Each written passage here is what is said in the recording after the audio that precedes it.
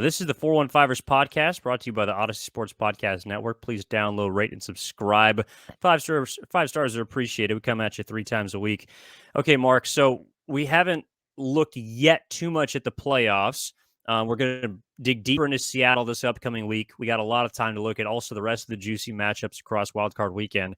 But what happened today to allow the Seattle Seahawks to get into the postseason was something that I didn't necessarily expect. Seattle's going to be the 7 seed, San Francisco the 2. Again, like Mark said, it's going to be on Saturday. That first, very first game of Wild Card Weekend. So, obviously you're getting a team the third time, but Seattle manages to get by the Rams and Baker Mayfield today in overtime, miraculously enough, and then the Detroit Lions on Sunday Night Football turned that one into a bit of a ball game. And who knows if Aaron Rodgers is going to be coming back to Green Bay. But, we were just talking about, what you'd like to see, what you wouldn't. I do think you have convinced me, though, Mark, and correct me if I'm wrong, but it felt like Seattle, the third time you're facing them, might present. There's just something a little bit tricky about that. And especially the way with the Packers looked during the game tonight. The Lions just were pulling out the kitchen sink, trying to beat those boys on their own home field and send Rodgers potentially home for the last time at Lambeau Field. It does feel like Seattle's sneaking in, whether it be unfair or not. That's a team that's going to be very confident heading into that first round of the playoffs. And I certainly can't overlook them, even though maybe today didn't inspire much confidence from Seahawks fans. Well, we'll get to Seattle. We have all week to do it. I know we'll talk about it a little bit here before we wrap up this ep, but I want to focus on the Lions for a sec. I am so sad that their season is over. I have grown to really, really like watching the Detroit Lions. Dan Campbell is one of my favorite people in the entire NFL. I think that Chris Collinsworth, if you were watching the Sunday Night Football broadcast on NBC, Chris Collinsworth made a really great point. It was after that 3rd and long before the 4th down that they converted to ice the game, where it was the quick throw out to Amon-Ra St. Brown, who then immediately, as he's being tackled, tosses it backwards to the running back, who then gains, 12 yards to set up a 3rd and relatively short, which then becomes the 4th and short that they convert.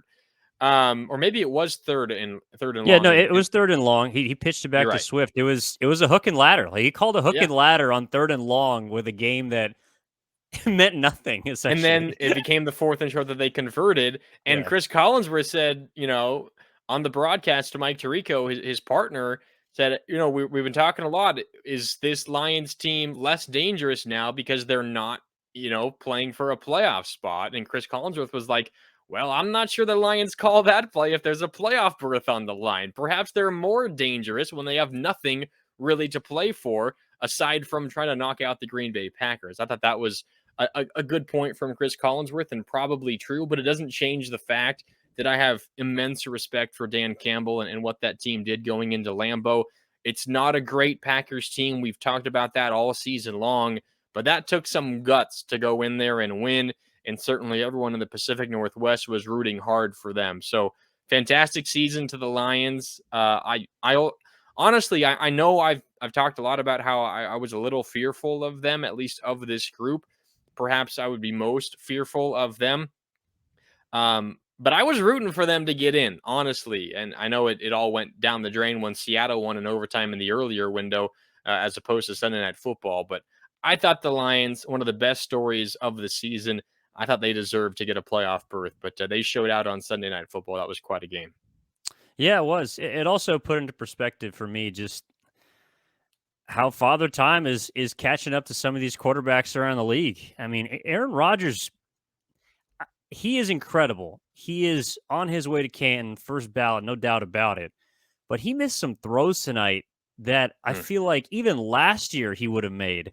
And who knows if he'll be wearing, that green and gold jersey again. I did see that Jameson Williams after the game walked up to him and asked him for his jersey, and Aaron Rodgers said, "No, I think I'm going to keep this one." So read into that as much as you would like. To me, it just says in a classic Aaron Rodgers fashion that he doesn't know. He has no clue what's going to happen next year. But just wants to be safe and keep the jersey as a memento just in case. I personally think that to me is a little bit of a product of a division game. And I think also maybe why Seattle struggled a bit with Los Angeles today. But clearly Detroit, like, they wanted that game as badly, if not more, than the Green Bay Packers. And for a team that had about, nothing to play for, figured out they had nothing to play for, I can just imagine Dan Campbell before the game seeing the Seahawks win in overtime, watching that last kick and being like, you know what, I'm going to go out and give a better pregame speech than the one I had already planned for my team. So I'm completely on the same page about the Lions as far as them being a fun team, a really fun team to watch in the future as well, with also Dan Campbell. But the question I kind of have, Mark, is like, did the playoff scenario unfold for the 49ers favor? Like, did they get a little bit fortunate in this situation? Like, I've come around to the fact that Seattle could be a threat, although I still think they're going to be a touchdown underdog on the road. But, would you rather play Geno Smith or Aaron Rodgers? Maybe at the end of this game, I would have said that I would have rather played Geno Smith. Maybe I would have rather played Aaron Rodgers. But with around the rest of the NFC, the 2 seed locked up, like, if you're the 49ers, maybe you do think Seattle's the team that's the most beatable. Maybe. You certainly could think that. I mean, I think they probably. Well, I mean, that you've had success against them this season. That gives you a certain level of confidence. But in the back of your head, there's that thought and that cliche. Oh, it's hard to beat a single team 3 times in 1 year. It's difficult to do. But I mean, when it comes down to it, the Niners are the better team. They have by far much more talent, and they're playing better football right now. These are teams, despite the fact that Seattle did win to get into the postseason, they are kind of trending in different directions. Remember, this was the Seattle team that was leading the division for the first half of the season. Niners overtook them in the middle of the 10-game winning streak and ultimately won the division by beating Seattle in Seattle, and they haven't looked back on their way to a gigantic season, a 13-4 regular season. To answer your question, did the postseason, did the setup, did the seeding kind of play the way the Niners wanted it to? I think so. If we try to extrapolate this out a little bit, it's Niners against Seahawks, Minnesota against the Giants, Tampa Bay against Dallas. Winners of those games, of course, advance to the next round. So does Philadelphia, who has the bye.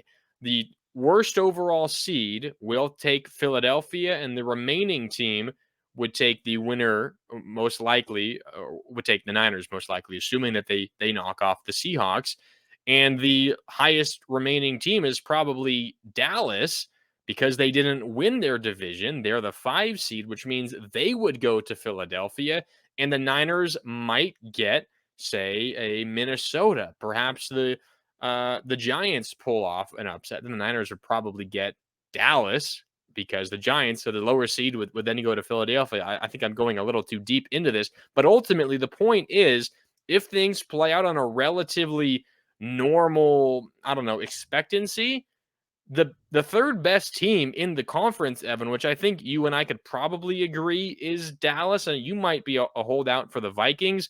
I know Dallas had a really pathetic performance this last week against Washington, but ultimately it didn't matter because the Eagles did win, and that Eagles game was over pretty quickly. They're going to take on a really tough Dallas team, most likely in the second round of the playoffs. And then who knows where it goes from there. So I think while the Niners would have loved to get the 1 seed, obviously, as the 2 seed, I don't think that the postseason matchup could have really fallen much better for the 49ers in the NFC. Well, yeah, and that's why I do think, like, we'll have time to go through, some of the matchups a little more in depth, but just looking at New York, that's a team that can, I think, beat Minnesota on the road. Dallas, I think they should be the third best team in the NFC, but today did not play like it because Dak Prescott in the last 3 weeks has been a shell of himself. Or maybe this is who he is. I don't know. I'm trying to figure out who the hell Dak Prescott is. I'm sure like everyone else is. But that's my point, is beyond the top 2 teams, each each team that San Francisco is going to face in that second round, of course, should they beat Seattle, is not going to be a walk in the park, but compared to the AFC is going to be, in my opinion, a significantly easier path to get to the conference title game. And yes, you're going to have to go to Philadelphia in all likelihood, but unless they get knocked off, or Jalen Hurts isn't 100%, and they got to go with Gardner Minshew, who knows? But Dallas can beat Tampa. Tampa can beat Dallas. I wouldn't be afraid of either of those teams if I were the 49ers. And if New York beats Minnesota, then you're not going to get them, so you're going to get one of the other two. But if Minnesota beats New York, that's also a team you're not necessarily afraid of. So it isn't just that the playoff picture has unfolded, in my opinion, in favor of San Francisco, but it's that all of the teams behind them that they'll likely have to go through before they play the Eagles, I don't think are going to challenge them in a physical manner to the point where they are spent heading into that conference championship game, even though Philly would have a bye and that rest week advantage. Yeah, I think there's a very real possibility. I think this is the point that both of us are getting to. There's a very real possibility that while the Eagles have the bye, I mean, they certainly have the advantage. They earned that as the 1 seed. There is, though, a very real possibility that the Niners have, quote unquote, the more favorable matchup in the divisional round. Because, as we've talked about, there is a chance, because of the way that the NFL works out their postseason bracket, there's a chance that the Cowboys head to Dallas or head to Philadelphia in that divisional round, and the Niners get whoever else survives, likely Minnesota, potentially Minnesota. The point is, because there were two really good teams in the same division as the Eagles, that benefits the 49ers because there could be that divisional matchup in the divisional round of the postseason. So I do agree with you. You'd still would prefer to have that bye, and the Eagles deserve that bye. But if the Niners take care of business in the wild card round, you might hear some talk about the Niners being the favorite to win the NFC because the Eagles have the tougher matchup in that second round of the postseason. We're probably getting ahead of ourselves. I know the rest of the week we'll focus on the Seahawks and how the Niners can win for the third time against this team. I know we talked last episode about how embarrassing it would be to lose to the Seahawks in the postseason on your home field. We'll talk a lot about that, I'm sure, but I think the Niners are positioned pretty well on a 10-game winning streak. There's no hotter team in the NFL than them right now. They have health, relatively speaking, and they'll probably get healthier before the postseason comes around on Saturday. It is a short week, but still, things looking up for the 49ers. I think they're set up for success in the playoffs. Yeah, so right now they'd be facing the Seattle Seahawks, the 2 hosting the 7 on Saturday, January 14th. The official kick time, according to the NFL, is 1:35. So make sure to get that in your calendars. The first game of the Super Wild Card weekend. Mark, the reason they are playing the Seattle Seahawks is because the San Francisco 49ers are the 2 seed. So, my friend, you have the floor.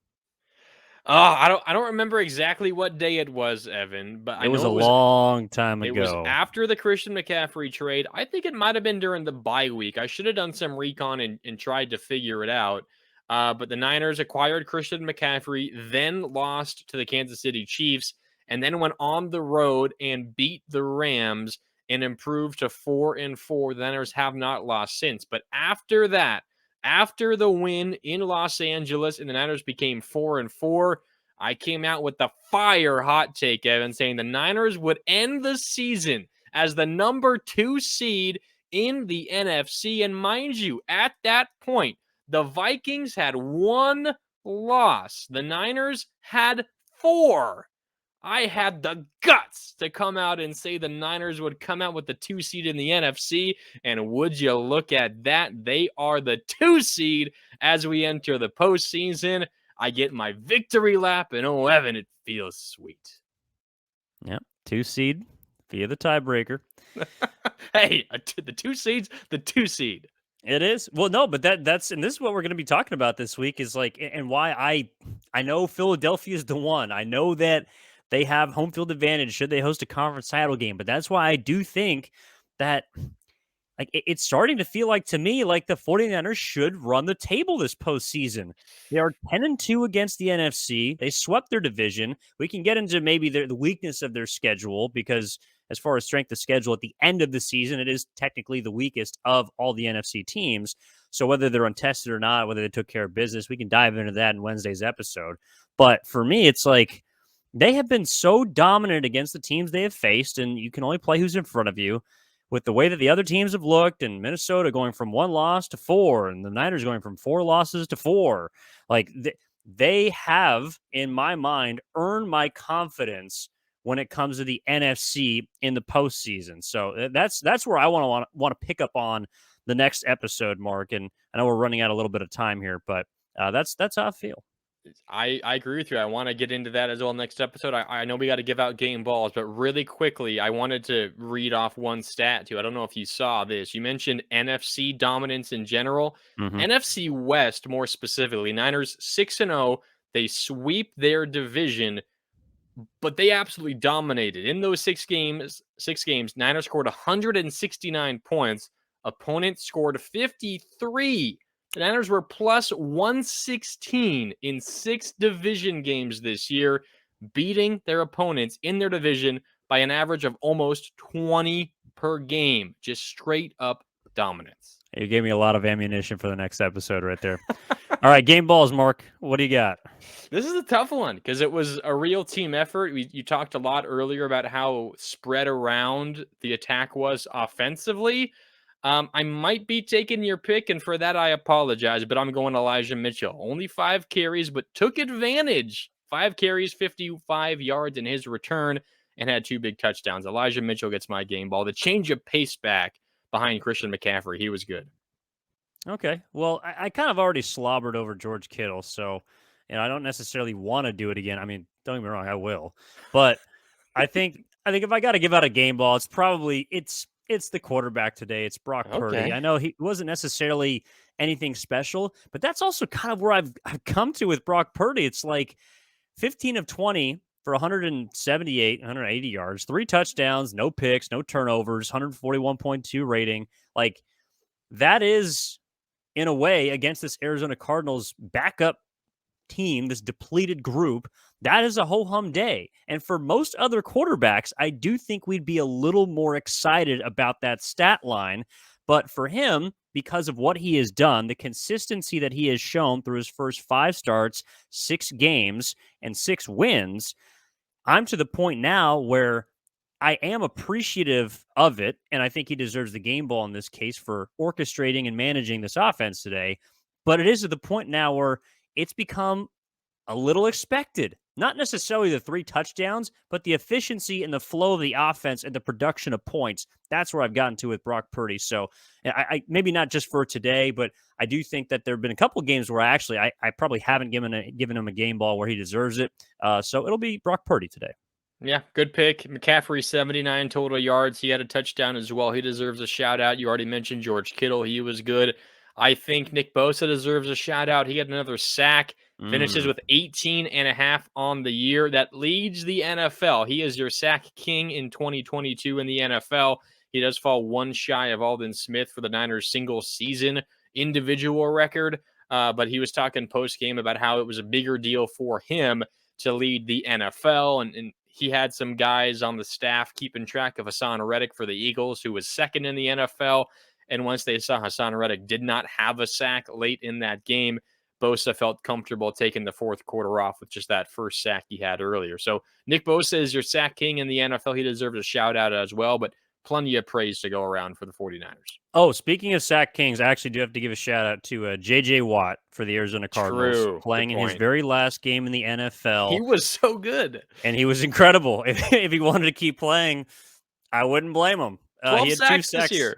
12 sacks this year, 2 sacks against the 49ers, and on a defensive line where there's really not a whole lot else going on. Yeah. So for J.J. Watt to do that today against the 49ers, I thought was pretty impressive. And obviously, over 100 sacks for his career. He's on his way to the Hall of Fame. He's one of the most dominant defensive linemen I've ever seen. And in his prime, that dude was unstoppable, as well as a guy who could also bat down balls at a rate that I have never seen before at the line of scrimmage. So he was, in every sense of the word, a problem on defense. And in his last game in the NFL, remained that. Yeah, and did you know this was actually the only active stadium he had not ever played at in his career. And he managed to do it in his final game. And it'll go down in the record books. Brock Purdy, the last quarterback that J.J. Watt ever sacked in his legendary career. Yeah, we'll see how long that name remains in history for the 49ers, as well as also J.J. Watt. So who knows? But that has been this episode of the 415ers podcast. We appreciate you sticking with us, and we'll be back on Wednesday to break down. Really, I think we're going to take a look at the entire season. Obviously, we'll take a look ahead to Seattle before our preview on Friday, but a lot of good content coming your way and a look back at the season that is and the season that still continues on to the postseason. So they'll take on Seattle, 2 versus the 7. 49ers finished the year on a 10-game win streak, best point differential in the NFL. Brock Purdy 6-0 in games that he played the majority of in, and the 49ers are rolling. So, Mark, we're going to keep this thing rolling as well. I appreciate you as always. Yes, sir. You too, Evan. Look forward to catching up on Wednesday. Right on. Please download, rate, and subscribe to the 415ers podcast. Catch us wherever you download your podcasts. That's Marc Grandy. I'm Evan Ginnings. We'll talk to you next time.